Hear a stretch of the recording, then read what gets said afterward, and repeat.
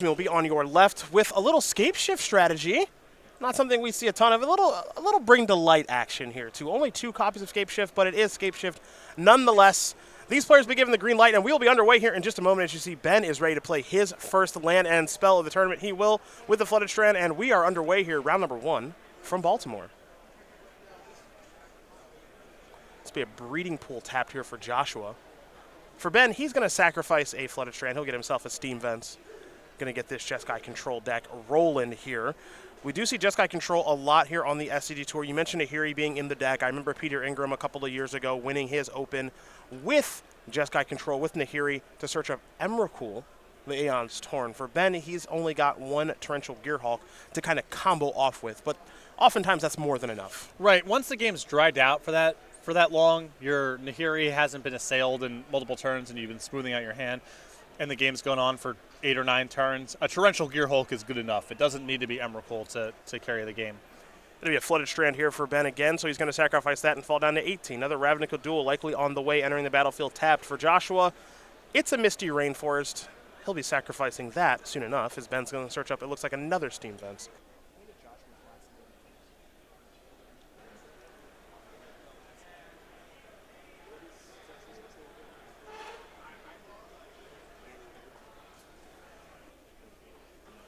Back to Stark we go. Lightning Bolt of the draw, as Gagnon waits patiently here. It'll be a land and simply a passing of the turn. Gagnon will sacrifice that Misty Rainforest, fall down to 19 himself, and might actually unveil the fact that he is playing a Bring to Light version, depending on what land he does search up here. Bring to Light Scapeshift, a deck that many moons ago, as there's a Watery Grave, Joe Lissette actually helped put on the map. You don't have to play 4 copies of Scapeshift. Gives you a little tutor package as well. Yeah, I mean, if you look through the list here, you see a main deck Damnation, for example, a Huntmaster of the Fells. So you can try to play more of a traditional control game and then combo out when the shields are down on the other side. You, of course, do pay some cost for building your deck this way. You know, so there will be matchups where you draw those one-ofs, and they are not particularly good. As an example, Damnation in this matchup. Yeah, so that's why we'll get to the sideboard soon in a little bit. 14 different cards in the sideboard, because he just needs to be able to cut as many dead cards as possible. He needs the widest possible net. This will be a search for his Kanta for Ben Stark. One thing to notice here, Patrick, and I didn't notice this right away when looking at the deck list, but a card that you would expect to see in a Jeskai Control deck that Ben is not playing is Snapcaster Mage. That is surprising. There are 0 copies, unless my eyes are deceiving me early this morning. But I'm looking at the creatures, and I'm looking at this. There are a whole lot of spells, and there is approximately 1 creature. Just the Gearhulk. Just the Gearhulk. So I'm curious how Ben is going to go about, with Jeskai, you could always flip and go to the burn strategy, as there is a logic not to take care of that search for his Kanta for Joshua. But you could always flip and go to the, Bolt Snap Bolt strategy. That's some of the appeal of the deck, I'd like to believe, but Ben is very much Jeskai Control. Yeah, main deck copies of Cell, the Wreckage, no Snapcaster Mages.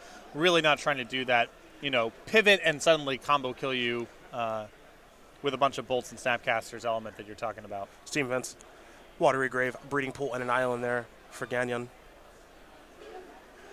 For Stark, he's going to search up a Hollowed Fountain with that fetch line as he falls down to 17. Surprised to see a player playing a control deck without Snapcaster Mage. Maybe this is a new revelation. We can say, and we know this for sure, Ben Stark not afraid to march to the beat of his old drum when it comes to deck building. Yep. Well, if you assume that your opponent's going to have game 1 removal for Snapcaster Mage, then you can leave those cards in your opponent's hand dead. You don't have to play into them if you don't want to. Mm-hmm. So all that Snapcaster Mage is really doing is allowing you to load up on more 1-mana removal spells. And at that point, you can just play with more 1-mana removal or more cheap removal if you want to do that. And Ben's playing with 3 copies of Electrolyze. So instead of trying to get the 2-for-1 with I'll bolt and hopefully my Snapcaster Mage can trade off, just draw a card. Just keep making your land drops. Yeah. Stomping in the battlefield tapped here for Joshua. Ben Stark is going to fire off an Electrolyze. Looks like that will resolve. What this means to me, what this is telling me right now with Ben's build, this is a deck that appears to be geared towards beating humans. Yes. With this kind of removal and this kind of setup, Settle the Wreckage is not a main deck card in Modern. No one's going to play around that this weekend. And Snapcaster Mage is not very good in the humans matchup. No. It's weird to think of Snapcaster Mage as being good or bad in particular matchups because it feels just so agnostic to that sort of thing. But it's a little bit on the slow side. It doesn't block anything. It's way too small, and humans has a bunch of first strikers.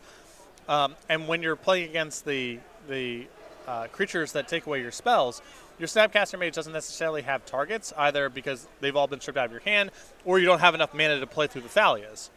So if you're trying to beat humans, I'd rather just have way more bolts and electrolyzes and not Snapcaster Mage.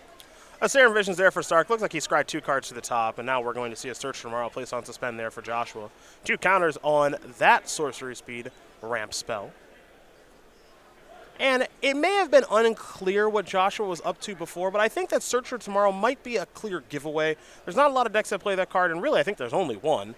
Right. And it's various builds of Scapeshift. The Stark will play another land and simply pass the turn back.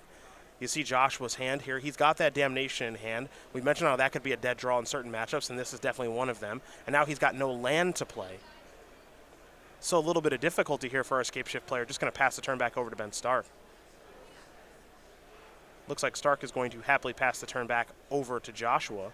And we might see a counterspell here on the search potentially, as Ben's going to tap a bunch of mana on his turn. And he'll say, I'm loaded up with Cryptic Commands. I'm going to try to counter this and draw a card. Yeah, Ben is approaching hand size here, and he's sort of wasting his mana here just a little bit. So I think he's happy to just cast that Cryptic to cycle and move on if he can get anything of value.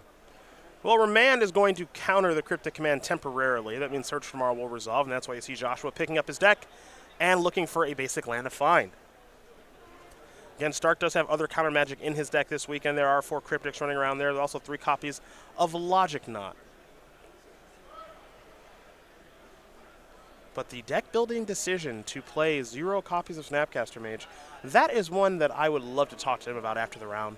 I think you got it. Your intuition there is right. I think it's a concession to the humans matchup. Card just underperforms there. Humans is really popular, as you mentioned, was a mirror match in the finals of the last Team Open. Many people would argue best deck in the format, and if you're trying to beat that deck, I think loading up on electrolyzes and as much cheap removal as you can get, cutting the Snapcaster Mages, I think it makes a lot of sense. It'll be a Cinderglade there for Joshua. We'll pass the turn back over to Stark. Stark will untap those 4 lands he used to cast a Cryptic Command unsuccessfully. Picked up a copy of Logic Knot. You mentioned that Ben is very close to hand size considerations, and it looks like he may have 7 cards and simply passing the turn back. Maybe a little frustration there for the Hall of Famer as we pass the turn back over to our Scapeshift player. And this would be a spot where we talked about earlier where Hieroglyphic Illumination would be great for Stark because we're sort of sitting here, nothing's really happening. And being able to use this mana to draw 2 and try to find some land drops and pull ahead would be really good. Yeah, you know, Illumination, I think you summed it up really well before we started the match. It's the kind of card where the opportunity cost is so low because you can cycle. And a card like Glimmer of Genius, which is similar, well, he has no use for energy. Well, Glimmer of Genius is way different because of you can't cycle it for one. That too. You actually have to cast it. Yeah. Looks like we're going to have a Cryptic Command here on Joshua's end step. Ben going to bounce the Watery Grave and draw a card, and Joshua will respond with his own Cryptic Command, and we might see counter draw here, and we do. So a little bit of back and forth here. Didn't expect the Cryptic Command mirror here to kick things off, but you never know what to expect with Modern. As we head back over to start, that was, of course, on Gagnon's end step. That'll be a land. And the follow-up here might be Teferi, and it is. And Stark has been initiating all these fights with 3 mana left over. So it's pretty safe to assume he can at least counter back 1 time against any sort of fight that Gagnon wants to pick. You see Gagnon reaching for the graveyard, delving some cards away. This is very loudly a Logic Knot, and at least an attempted one to counter this. We'll see if Stark has a counterspell back. I mentioned that he does have Logic Knot in hand, but it looks like Ben's not willing to fight with his Logic Knot to resolve this Teferi just yet. So yeah, I mean, Ben knows that he's, at this point, liable to be killed if a Bring to Light or Scapeshift resolves. So he's trying to pick these little battles to pull ahead or at least use his mana on something and leave himself with enough mana left over that he can protect himself against any sort of follow-up. It'll be a Sakura Tribe Elder for Joshua. Pass the turn back over to Ben. It's interesting to see Stark, you know, Cryptic Command, a Watery Grave. What's going on there? His hand's full. He's just trying to use his mana on whatever he can use his mana on. Stark will draw a card. Has another copy of Teferi in hand. This might be round 2 of this. We'll see. As he taps 5 mana, there is Teferi. Hero of Dominaria. Well, there's 4 mana to be tapped there by Joshua, so it looks like another Cryptic Man. Going to try to counter and draw. And it looks like Stark has decided, I'm going to fight back. Here is a Logic Knot. He'll delve away a couple of cards here.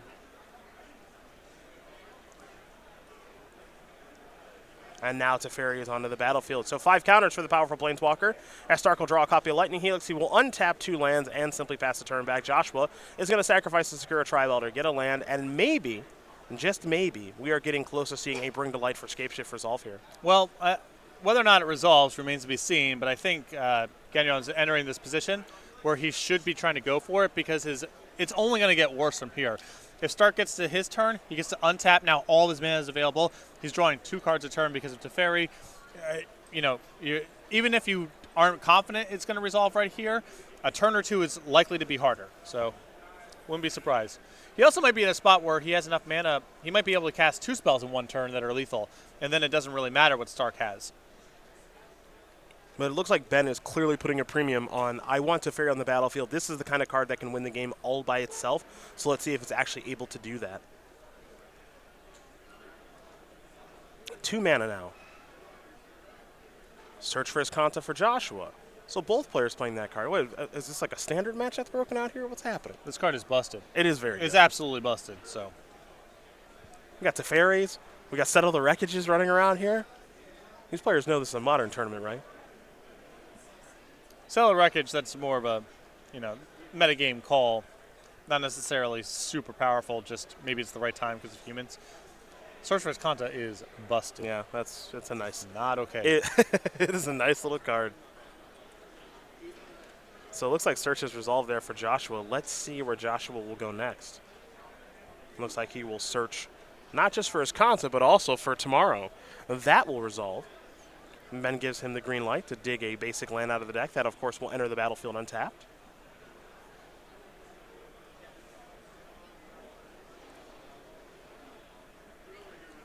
And Stark makes it out of the turn alive. No Scapeshift, no Bring to Light.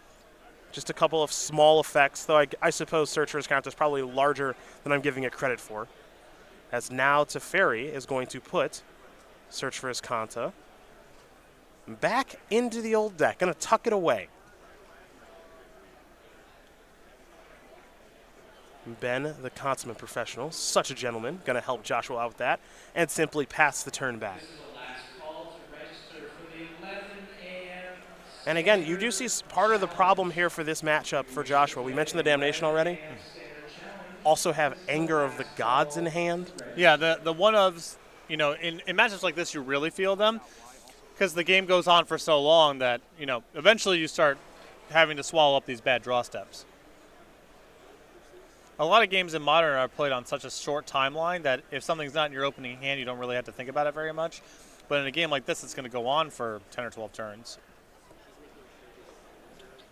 It looks like this game has been stopped. And we can let you know the reason here briefly. It looks like our table spotter in combination with our head judge want to make sure that Joshua's sleeves are opaque. Because he has a double-sided card in the Search for Iskanta. Yes. This is something that we saw come up at the Season 1 Invitational. We learned from multiple judges that weekend the power of checklist cards and their importance in competitive and especially tournament Magic. And I'm not sure who actually stopped the game. I'm not sure if Ben made a request or if our table spotter may have noticed something here, but the game has been stopped momentarily. And so these players will wait on our head judge's ruling. Good old Abe, who's head judged. I don't know if you've been around long enough to have tournaments run by Abe. Oh, yeah. Yes. Very good judge. Very competent. Very, very good judge. So if we do need to bring Abe into the booth for an explanation, happy to do so. Now you do see Abe talking with our table spotter right now. Until we get the green light here, this gives us a great opportunity to do what we do best. Sell stuff. What do you say? Let's talk about it. StarCityGames.com weekly sale this week. Dude, 10% off of non-English singles. I want you to name those 4 cards. Okay, well, you can head over to go.starcitygames.com/weekly sale. find out the best prices, best bargains we got going on. Every week there's a new sale, so make sure to be heading back to the website at least once a week to see what the sale is. Right now, 10% off all non-English singles, including Reflecting Pool, Okay. Erebos, God of the Dead, Okay. Grand Prix. Oh, that is a Mirari's Wake. Well done. I was going to say Maelstrom Pulse, but then I caught the +1/+1. Well done. Ooh, that's And- kind of cheating. Yeah. Well, it's using context. Yeah. So Eternal Witness, of course. 10% off all non-English singles over at go.scgames.com/weekly sale. Very well done, sir. I thought for sure Erebos was going to be the one to beat you. That was Erebos was around when I was watching a Magic tournament every weekend that That's involved a lot of copies of Erebos. It was oddly one of the better things going on. You would think that paying 2 life for a card would be too much, but as we've seen with Erebos and now Argo's Bloodfast, that's totally fine somehow. Well, as long as you can keep your head above water with enough cheap interaction, pulling up 3, 4, or 5 extra cards correlates with winning.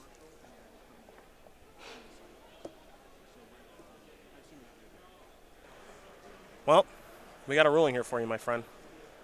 Game loss. It is a game loss here for Joshua. The lack of opaque leagues, and you can see the reaction there from both players. It's never particularly pleasant, but you do see our head judge explaining the ruling over there to Joshua. We will come back. We will talk about that, and we will talk about the sideboards and ways to prevent yourself from getting a game loss in the future in just a bit.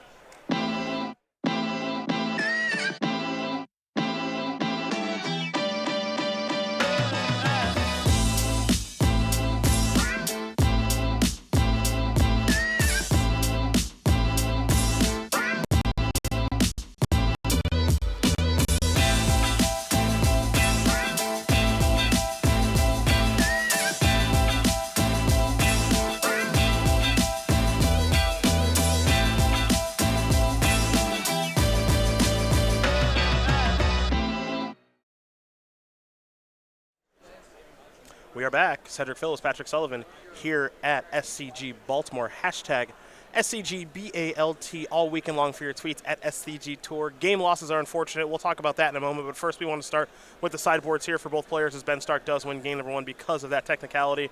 For Joshua, he's got 2 Obstinate and Baloth, and hold on with these 1-ups. A Barter in Blood. Do you remember what that does? Is that someone sacrifices 2 creatures? Yeah, 2 black.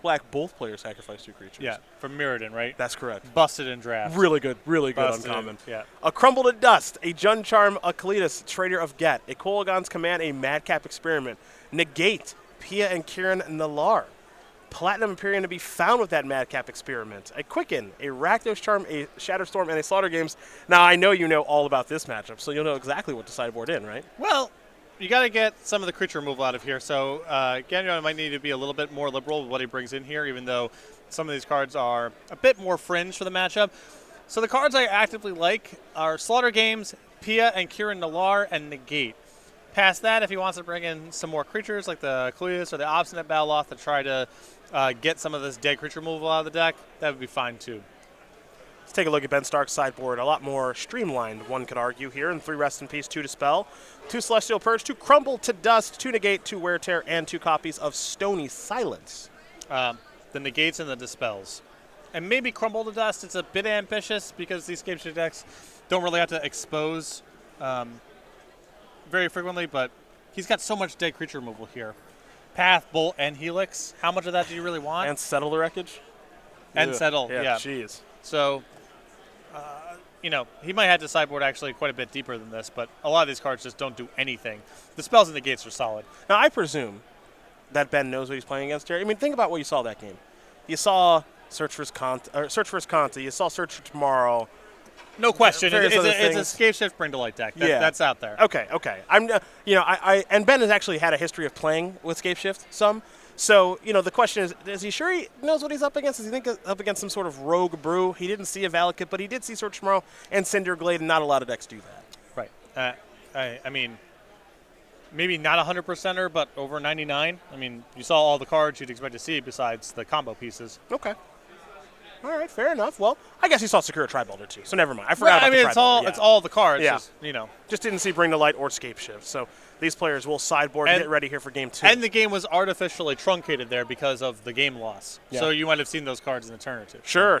Very, very good point. Speaking of that, it wasn't game like loss, you played 25 turns and he did did nothing. nothing. Right. Yeah. Yeah.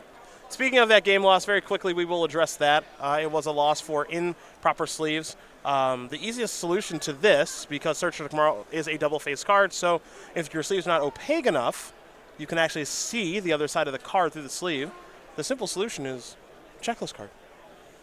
Do they just allow you to full proxy at this point, or do you have to have one of the checklist? You got to have one of the checklist cards for those. Your proxy cards, that's for Nexus of Fate and the buy box promos.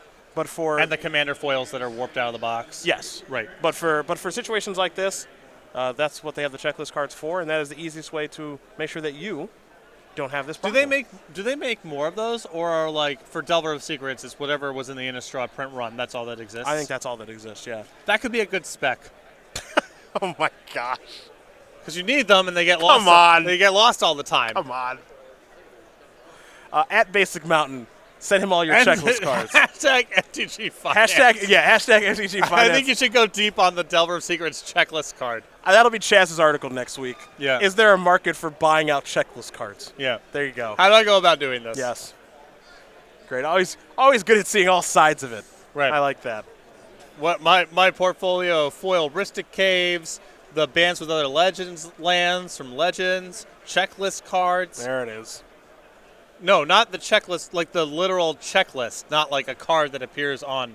No, I mean the checklist The card. checklist card, not a card that appears on Not checklist Master card. of the Fells. No, I don't want those. That is ambitious spec. You let me know how that works out. Let me know how that works out. Pays for your kids' college fund or something. Right. How'd you do it? Well, there is a card that represents Delver of Secrets and many others, and I own them all. Right. Yeah. So Magic the Gathering is a card game where you have a deck of cards. Occasionally they make cards that are marked. And so I bought in on the things that allow you to play with the marked cards. And now look at me. You're rolling in it. A genius. I mean, I guess it's likely they get reprinted at some point. Oh, you think so? You think so? It had to be a short sale. Yeah. I had to buy in and sell fast. Yeah. Really have to flip them quick. I had to flip them quick. Actually, you know what? I'm just going to let Chaz know right now. He's canned. You're taking over the finance column now. Oh, that's all you. Yeah, that'd be a... Chaz, I'm letting you know on air, buddy. It's been a good run. 5, Yeah. 6, 7 years of some of the best articles on the website. Gone. You didn't think of this. Yep. It's too bad. Too conventional of a portfolio. The old Vanguard cards. Oh, goodness. How about some big plane chase cards? What's the market on those? Old rule books could be good. Like the Ice Age one that came with the starter? Yeah. Yeah, that's nice. I bought a revised starter deck rule book at a Grand Prix last year. Do you know how much it costs? Say it again. A revised starter deck Rule book. One of the little pocket rule books from the revised starter. I cannot imagine. $1. Yeah. That's got to be below market. There's no way that's right. $1? $1, Bob. It's a fun read. Interesting. Yeah. I like it. Rule books, checklist cards. What else can we get in here? Starter boxes. Okay. Like that. The fringe stuff. Yeah. Hashtag fringe finance. It's fringe until it's not. That's true. Like Then you win. Like everything else. Then you win. Right. Then you win.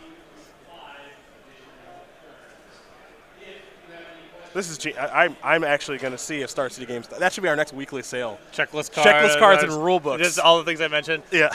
Adventurers Guild House and the rest of the cycle. The Patrick Sullivan weekly sale. Yeah. Foil Ristic Caves. Some other heinous design. Oh, Char Rumbler. That'll be on sale. Arabian Nights rares, although I guess those things never go on sale anymore. That'll be a perfect April Fool's joke. We're in a post Arabian Nights rare sale world, I think. Okay. What's that stupid Spellweaver's Volute? Spellweaver Volute. Put that on foil. there. Yeah, put that on the weekly sale. We're going to build you your own weekly sale at StarCityGames.com. All right, cool. I'm in. That'll be perfect. Watery Grave into Misty Rainforest here for Joshua. So does he have checklist cards now, or is his deck just? Oh, I okay, see checklist cards I was now. just like, is his deck just marked again? Okay, cool. Got that. We got that fixed. Just guess that search tomorrow. Sir. Ben Stark, 2 games? No. No, okay. We got it fixed. That'll be a secure Tribelder.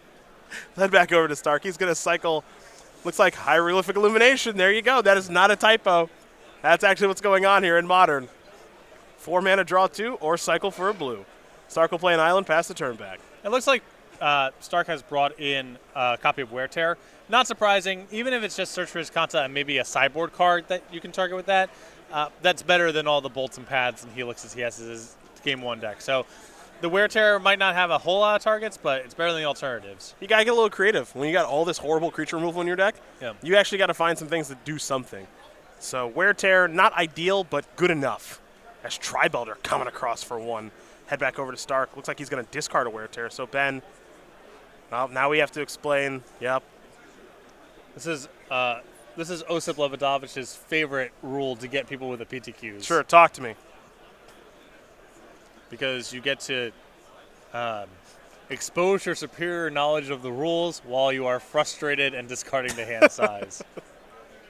For those of you at home unaware, once a player discards in their end step, that is the last phase of a turn. Yeah, it's basically it's considered to be basically bookkeeping. Like now, I am required to do this as the turn has ended. Now it's your turn. You can't. When someone's discarded, too late. And what Ben likely did there, given that I've known Ben for a while, is Ben likely announced discard. That gives you the opportunity to respond by sacrificing a land, sacrificing a secure Tribelder, make any end-of-turn plays that you'd like to make. Once you acknowledge discard and say that's fine, and Ben discards, you as a player cannot do anything else because that is the last part of the turn. Yeah, you're not really even in the turn anymore. Correct. This is a Worldly Council. Invasion Superstar, if memory serves. It wasn't very good. I mean, it was fine in that format. I remember Domain back in the day, man. Well, Worldly Council, Collective Restraint, Lay of the Land. Collective Restraint, a heinous card. Oh, yeah. They should reprint that. My first PTQ win was Invasion Block Constructed. It involved tranquillating 2 copies of Restraint away in Game 3. Boom. Boom. With your, I believe it was some sort of Snake Tongue strategy. Is that what it was? Yes, it was. Yeah. Mystic Snake, Prophetic Bolt, 2/2s for 2. Stark suffering from some mana issues right now, as Search for Tomorrow did resolve there for Joshua. You see Joshua's mana base here: Watery Grave, Valakut, Steam Vents, Island, a Forest, Secure Tribelder there as well. Ben going to do a little bit of cantripping here, it appears. Yep. Remand is going to counter the first instance, and now we will head back over to Joshua, as Ben will have to discard a Teferi. So Ben's deck not cooperating at the moment. Joshua will untap those 5 lands, that Tribelder as well, and now he will draw a card. It is a Dispel there. It looks like may have been a negate. Either way, Joshua will play a land here. He will attack for 1.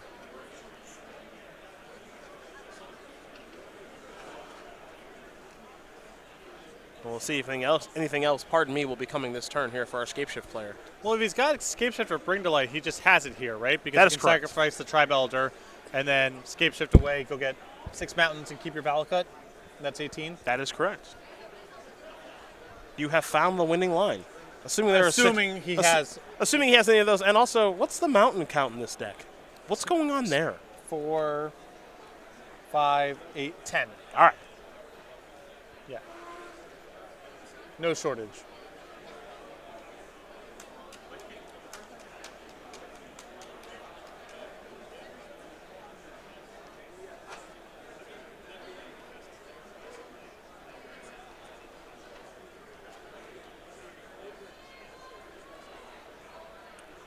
Well, there's Bring the Light. And that is 4 different types of mana there, so you can go get a Scapeshift. Boom. Scapeshift will resolve. Ben, gonna make him finish up. Go ahead and sacrifice a couple of lands. 3, 4, 5, 6 of them. Scapeshift does resolve. Scapeshift is gonna search up a Steam Vents, a Mountain, a Cinderglade, which is a mountain, a Steam Vents, which is a mountain, a Stomping Ground, which is a mountain, and a Stomping Ground, which is a mountain. That'll be 18. Joshua and Gagnon was going to win game number 2 here over Benjamin Stark. Scapeshift and Jeskai Control not so controlling that game. Going to head to a third and final one. A lot of cycling there from Stark, but just could not find land number 3. Eventually got overpowered.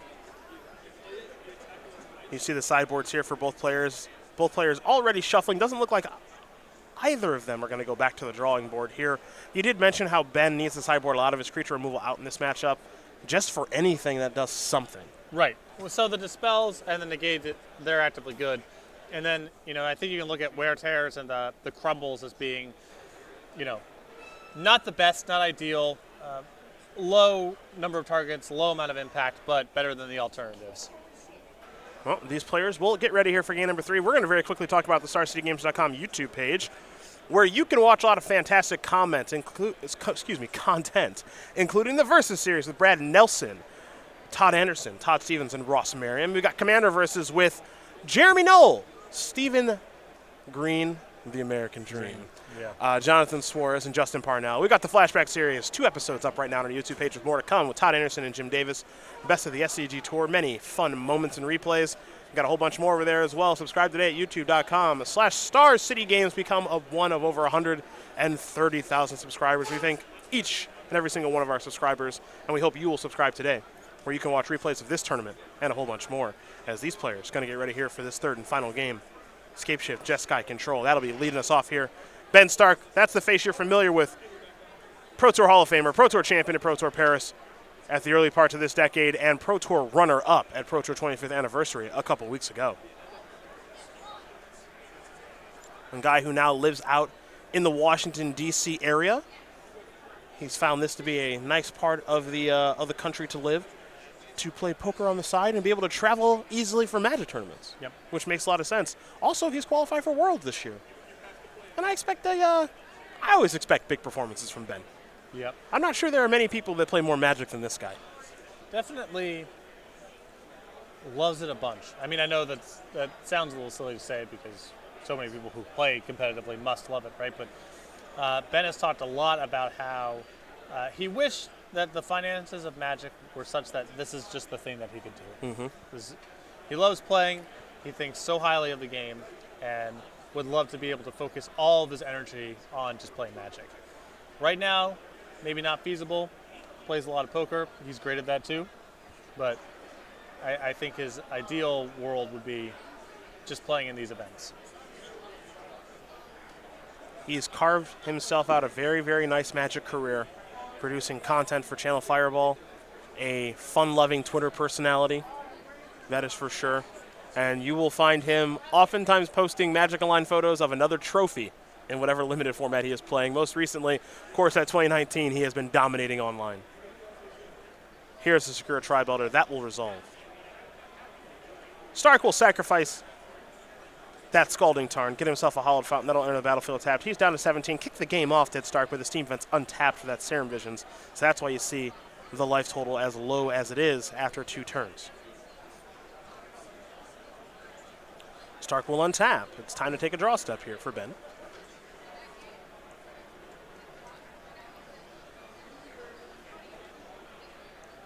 That'll be a Flooded Strand and simply a passing of the turn. Let's head back over to Joshua, who we may see sacrifice this Sakura Tri-Belter on Stark's end step. But it looks like he will not. So Joshua will take a draw step. It looks like he's got some plans of getting busy with that snake here in just a moment. So your traditional builds of Valakut, I've noticed in the control matchups, what happens a lot is you just don't sacrifice the Tri-Belter because the chip shots really matter a lot, because the game can drag on to a point where you just play Valakut and make your land drops naturally and then combo out this way. this build of Scapeshift really doesn't have that kind of option because it's not that loaded with mountains. It can really only combo out. That's the only way to make Valakut into anything. So these little points of damage, I mean, if Gagnon can take them, he might as well take them. But they aren't as valuable here as they are for the traditional builds of Scapeshift, where knocking Stark down to 15 or 12 and then finishing out the game with just some land drops is part of the range.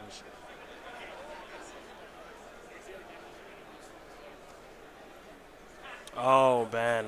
Oh, crumble to dust. I had a feeling it may come in. You did too. And now the crumble is going to go after Steam Vent. That's going to take all of them out. You do see Joshua's hand here. 2 copies of Bring to Light, 2 Worldly Council, a Logic Knot, and it looks like a search for his Kanta.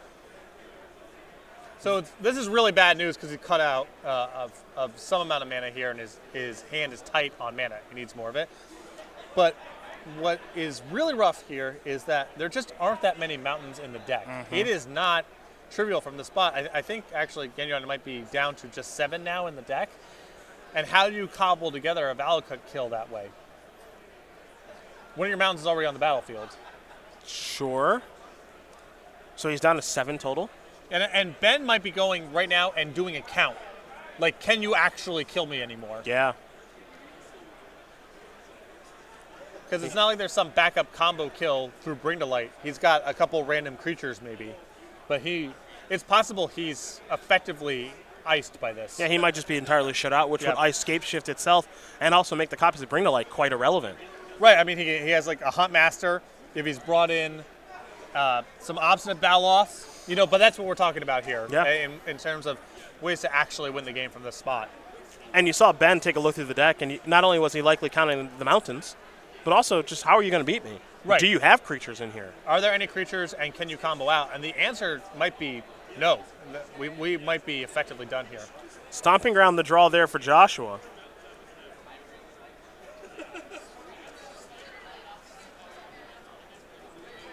Looks like we might have that search for his Kanta now. And we will. Ben's plan now might just be, I've cut you off of your primary win condition. I can figure out a way to win, be it Teferi, be it Nahiri, whatever. I'll win eventually. I mean, he might have the inevitability here. Joshua might literally just get decked from this position. He might not have anything. There's a copy of Wear Tear. Now Ben with, okay, there's another crumble to dust. So there, Scapeshift is donezo. Yeah. That's donezo now. Now there will be a Stomping Ground left on the battlefield because it can only take care of 1. But Ben is going to take care of the others in Joshua's main deck. And that means the number of mountains now are what, the 2 basics? A Smoldering Marsh, a Cinderglade, and 2 mountains. Okay, so Valakut, we're done. We're done. Yeah. No Prismatic Omens that I'm missing here? I did not see it in the initial read. Great. And no, yeah. Well. Yeah, I said, I don't know about Crumble to Dust here because it's not like Scapeshift, in this kind of build, Scapeshift exposes the combo piece that frequently, but enough dead cards in Stark's deck, plus we've gotten here where just being able to take out some of the mountains is good enough. Now if you're Stark, your plan is pretty simple. I don't have to worry about getting killed out of nowhere. I probably have to deal with, 2 or 3 creatures maybe? Maybe. And I did not see... when they were going through Gagnon's deck just now, I did not see any Obstinate Baloths. So he might be down to just a Snapcaster Mage or something like that. I'll tell you what he's out of. He doesn't have a land to play because he's had 7 taken out of his deck. So not only does he not have a way to win with Scapeshift, but he might just be getting mana screwed now too. And now Stark is going to start things off here with a Serum Visions. He'll draw 2 cards. And what you're going to watch here from Stark is it's all about setup now. Because he doesn't have to worry about Bring to Light or Scapeshift, and he's got a couple of cards that he'd like to resolve. A card like Nahiri here can be lights out all by itself if it's worth going for. In this situation, the only card that he has to concern himself with is Remand. And who even cares? Exactly. Now this will be a Worldly Council in response. Ben willing to go for that. It's just the Worldly Council is going to look at the top 4 cards because there are 4 different land types in Mountain, Forest, Island, and Swamp on the battlefield. But he doesn't have to worry about Logic Knot in this instance because there's only a single blue mana on the battlefield, and that means Nahiri can go to work and do its thing. And for Nahiri the Harbinger, Ben will discard an island, draw an island, and that'll be his turn. We'll go back over to Joshua now. There's an island. Joshua did pick up a copy of Snapcaster Mage. That's a real card, I suppose. It may be his only way to deal damage left in the deck. Nahiri is going up to 8. That is an island. Ben, no interest in discarding.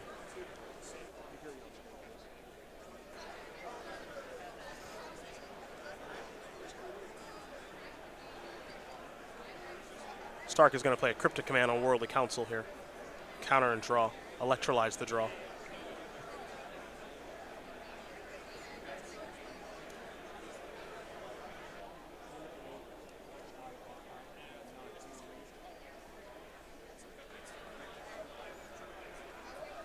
In comes the Snapcaster Mage. Nahiri will fall down to 6 counters. You see what the Planeswalker does? We see this sometimes in Modern, not that much nowadays.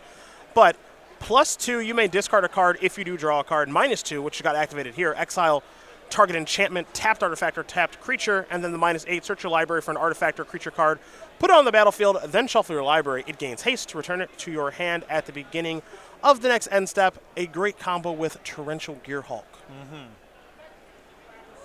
Speaking of which, Torrential Gearhulk is here. Counter, draw, as it recasts Cryptic Command. And now that 5/6 construct from Kaladesh that has run rampant on Standard, has had an impact in Modern, is now about to attack Joshua's life total for 5.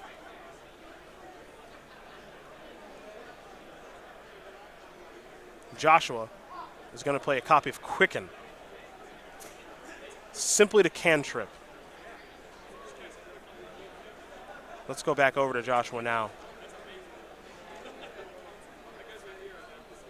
I think Joshua knows just how much trouble he's in as he's looking at copies of Bring to Light that he can't cast. Search for his Kanta, which he could play, but of course Nahiri can take care of that. Nahiri takes care of any enchantment, not a tapped one, because as you know, enchantments generally don't tap. Except in Future Sight. Sure. Where they do that actually kind of a lot. Yeah. Maybe your weekly sales should just be your pick of the litter from Future Sight. Oh, I would love that. I think that's probably what it needs to be. As Gearhulk's going to come across here for 5 more. Joshua going to fall down to 8. Lucent Limit. We'll get some foil ones for you. I'll always know that one. 4 mana here for Stark. He's going to play Hieroglyphic Illumination. That's what it appears to be.